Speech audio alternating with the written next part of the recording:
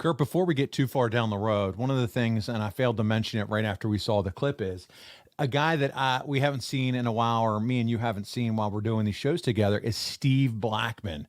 Now, man, how much of a badass was Steve Blackman in real life? Steve was a badass, a real badass. Actually, the one that told me that was Ken Shamrock. Kenny told me, I asked him about Steve because, Steve was a martial artist, and I thought maybe he just dabbled in it. He wasn't really, all that great. But Ken Shamrock told me he's a real badass, that he can beat the shit out of just about 99.9% of the population of the world. He said that Steve Blackman is not a fake. He's not a phony. He's the real deal. So you didn't decide to say, "Hey, Steve, let's get in the ring like you did to Brock Lesnar and let's see who's the toughest." You never decided to do that with Blackman? Well, we're talking MMA, man. I don't know.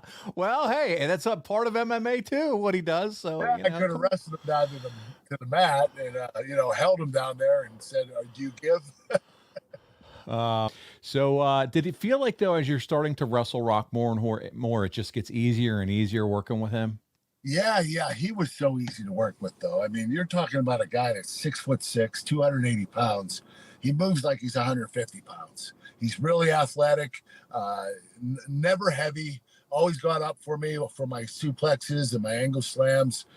Very athletic and just really talented. One of the most talented wrestlers I've ever been in the ring with.